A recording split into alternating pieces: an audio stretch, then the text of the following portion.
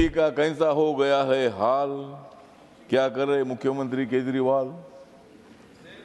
केजरीवाल तो है जेल, केजरीवाल जी तो है जेल और संजय सिंह आते हैं वेल। ये जो कोचिंग सेंटर्स है, उस कोचिंग सेंटर को परमिशन का कोई प्रावधान है क्या। इसी तरह हादसे होते रहेंगे तो हमारा क्या होगा, देश काल का क्या होगा, बच्चों का भविष्य क्या होगा। माननीय श्री रामदास अठावले। उप सभापति महोदय, जो दिल्ली में घटना घटी है ये बहुत बड़ी दुर्भाग्यपूर्ण है। जो 3 बच्चों की मौत हुई है, अपने माँ बाप को छोड़कर दिल्ली में आए हुए बच्चों की मृत्यु हुई है, इसके लिए कौन जिम्मेदार है। मुझे लगता है कि दिल्ली का कैसा हो गया है हाल, दिल्ली का कैसा हो गया है हाल, क्या कर रहे मुख्यमंत्री केजरीवाल। केजरीवाल तो है जेल, केजरीवाल जी तो है जेल और संजय सिंह आते हैं वेल। इतना काम करने से नहीं चलेगा। मुझे लगता है कि इस विषय पर राजनीति की आवश्यकता नहीं है।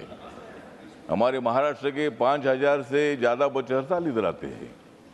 देश से लाखों की संख्या में बच्चे इधर आते हैं। तो ऐसे जो कोचिंग सेंटर्स है, उस कोचिंग सेंटर को परमिशन का कोई प्रावधान है क्या। कोचिंग सेंटर को परमिशन देने की आवश्यकता है।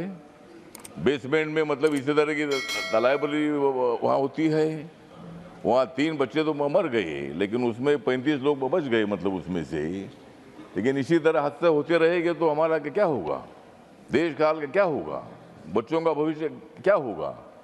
और इसीलिए मुझे लगता है कि ऐसे कोचिंग सेंटर को परमिशन देने का प्रावधान होना चाहिए। हमारे HRD मिनिस्ट्री के माध्यम से हो या स्टेट गवर्नमेंट के माध्यम से हो। लेकिन इसी तरह बच्चों के बारे में हादसा होना अच्छी बात नहीं है।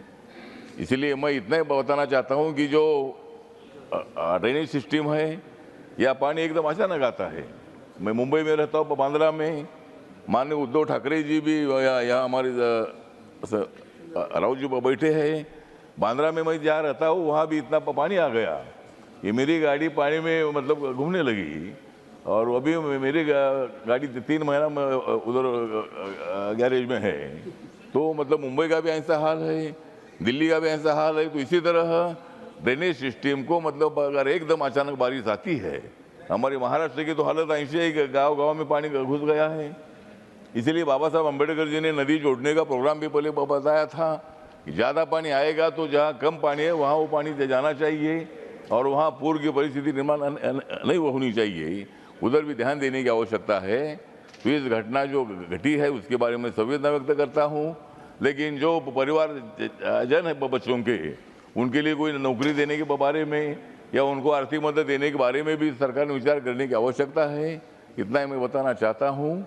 और 3 बच्चों को मैं आदरांजलि अर्पित करते हुए उनके फैमिली के दुख में मेरी जो रिपब्लिकन पार्टी है, रिपब्लिकन पार्टी ऑफ इंडिया की तरफ से हम उनके दुख में शामिल होते हैं।